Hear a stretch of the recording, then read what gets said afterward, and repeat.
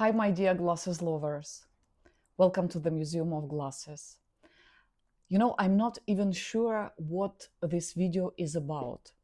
About glasses or about how my mother survived the chaos of the 90s in Russia by creating beauty. Somehow, all of this become tangled together in my head. And whenever I see unusual glasses, they awaken memories and associations that I absolutely need to share with you.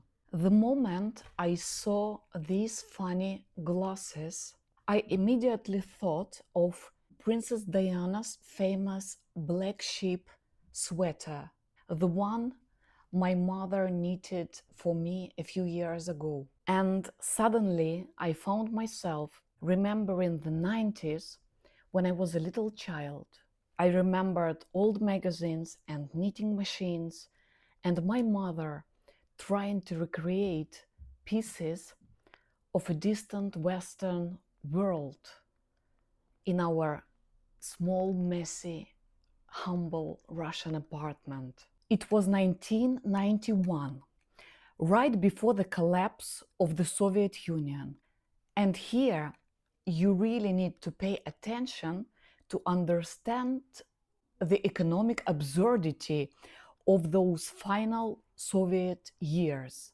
So it was 1991, and a year earlier, the government had launched a program that was called Harvest 90. The idea was to encourage farmers to sell more of their products to the state, because the state desperately needed agricultural products from the population, especially grain, some vegetables, especially potato and sugar beet, and pumpkin seeds. For these agricultural products, people received special coupons, and then they could exchange these coupons for extremely scarce goods. Just listen to that term, extremely scarce goods. Things that you couldn't just walk into a store and buy. Refrigerators, televisions, cars. It sounds surreal today, but this was my parents' reality in those final Soviet years. We lived in Krasnodar in Russia, and my parents still live there today. And one day my mother learned that the organization that was called Consumer Cooperation had received Japanese knitting machines. Yes, Japanese Toyota knitting machines. Wow. Wow. And please pay attention to the name of that organization, Consumer Cooperation. It was that very organization that exchanged agricultural products for coupons and then exchanged coupons for extremely scarce goods. Ooh. And at that time, my mom was an ordinary housewife. She was staying at home with two little kids, me and my elder sister. She was just living an ordinary domestic life, cooked, cleaned, took care of us. And she desperately wanted to have something of her own. She wanted to work, to be busy, to create something, and to earn at least a little money by herself. So my mother became obsessed with the idea of getting one of those machines. My mother graduated from the faculty of mathematics and mechanics, and she has a very mathematical mind. Traditional hand knitting never fascinated her, but the idea of machine knitting completely captivated her. But there was one problem. My parents didn't have any coupons because they were just ordinary city people, not farmers. And now they somehow had to find those damned coupons. And so the hunt for the coupons began. My grandfather had a few of those coupons because he lived in a village. And so my parents traveled there to collect those coupons, and the rest of the coupons had to be bought with money. My parents had to overpay for those coupons because people understood that these coupons were very valuable for some people. So the whole system had quietly turned into a small black market. But finally, all the coupons were gathered, and my parents went to buy the knitting machine. And here I want to show you one of these machines. This is how they looked like. If you ask me how my mother learned how to use it, I have no idea. To me, as a child, it looked less like a knitting machine and more like a mysterious spaceship that magically produced beautiful sweaters. But it's really interesting that my mother mastered the machine entirely through the instruction manual that came with it. Yeah, I really admire my mom. It was so difficult, but she managed to do it. So my mom began to knit. And I remember sitting beside her quietly for hours, watching her work and watching the sweaters slowly come to life, watching that machine moving back and forth. It was such a magical time for me. Sometimes she would let me help her with the yarn. My job was to turn enormous industrial cones of yarn into small balls. And of course, to my child's mind, it felt like the most important job on the planet. And of course, my mother had knitting magazines. They were Russian ones, but honestly, they felt rather plain. And then there were the German Verena magazines. They were different. You know, I believe that those magazines shaped my sense of aesthetics in a very deep way. I was obsessed with those magazines. They were in German, but I knew them by heart. I knew which pictures were on which pages. The Russian magazines usually showed simple photographs, women standing against plain backgrounds, just some simple diagrams, patterns, nothing special. But Verena felt like an absolutely different world I wanted to return to again and again. You know, it didn't feel like a magazine to me. It felt like a portal into a different world. And those magazines didn't contain only incredibly beautiful, stylish, and colorful sweaters. They were filled with beautiful, stylish, cozy European interiors. And they looked impossibly luxurious to me.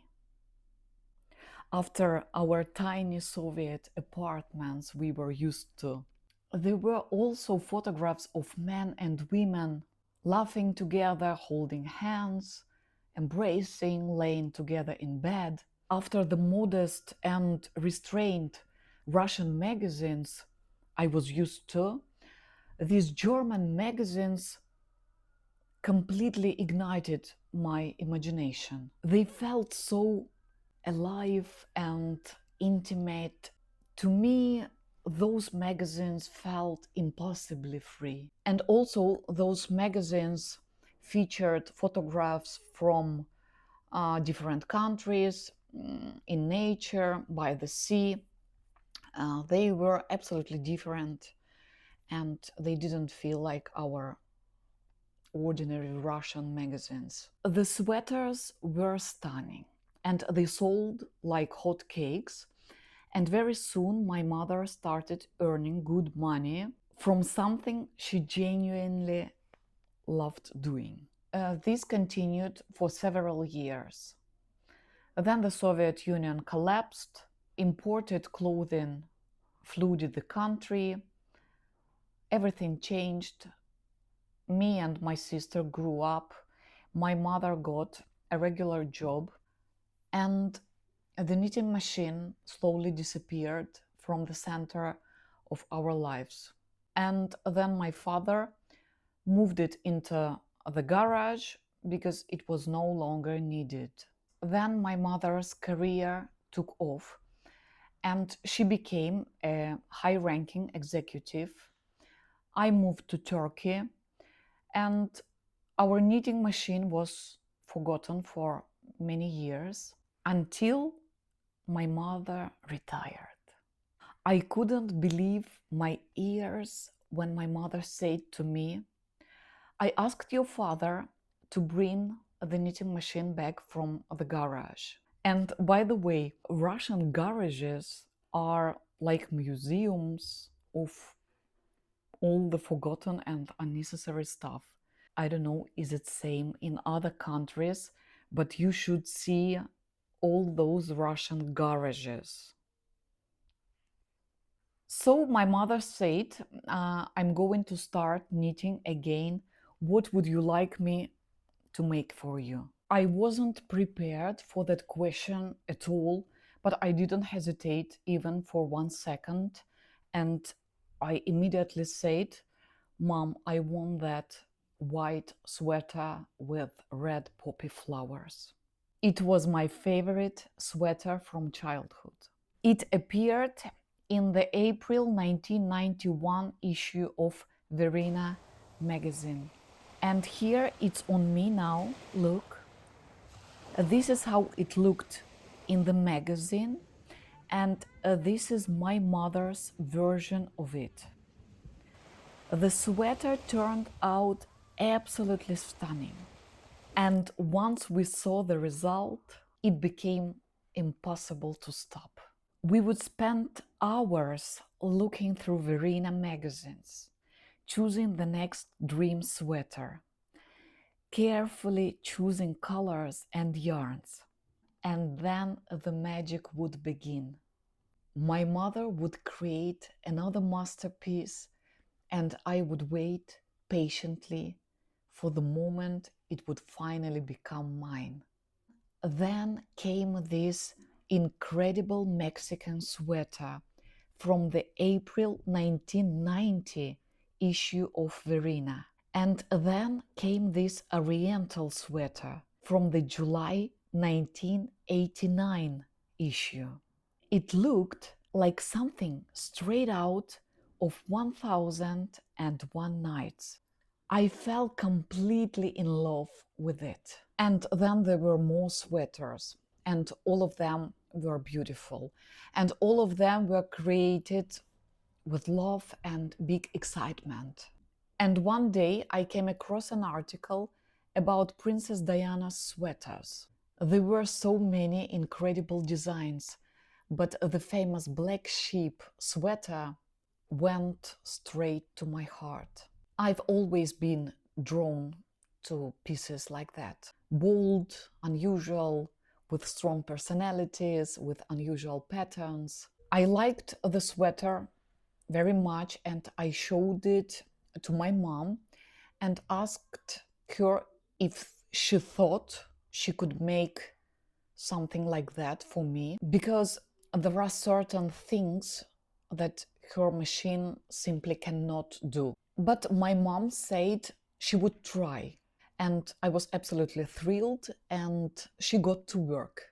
First, she gathered every bit of information about the sweater she could possibly find online. She found some articles about the brand, Warm and Wonderful, the original creators of the sweater. Then she found some pages from a magazine, and it was showing the shape patterns and diagrams. Then she recalculated everything to fit my measurements, and then she created the entire knitting scheme in Excel. Then she ordered very soft merino wool, the kind that doesn't itch at all.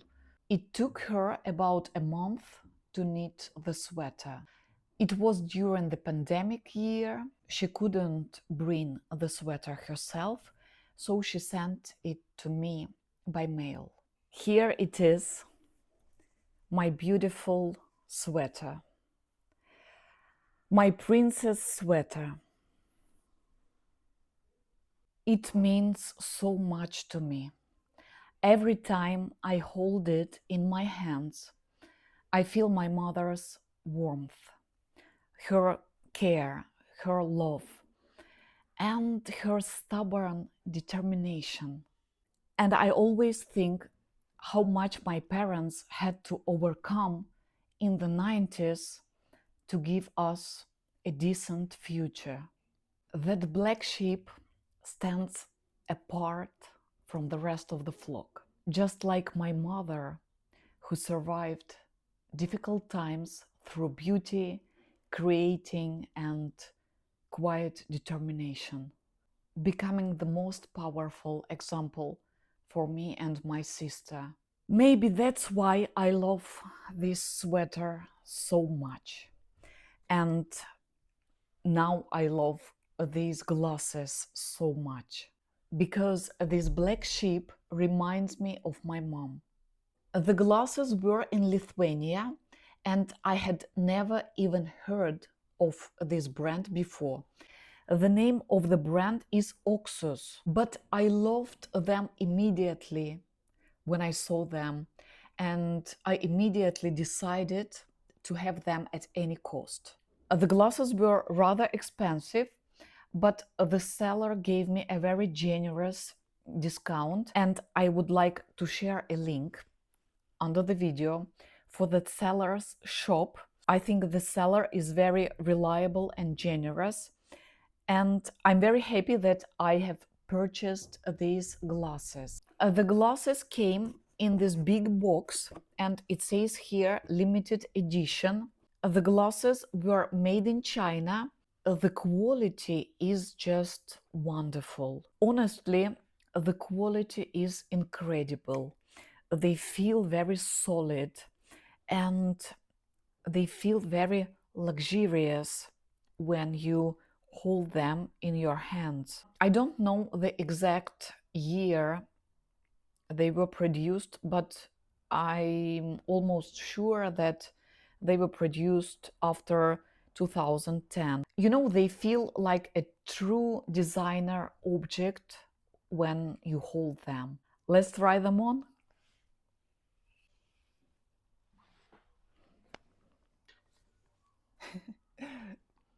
Pretty amazing, right?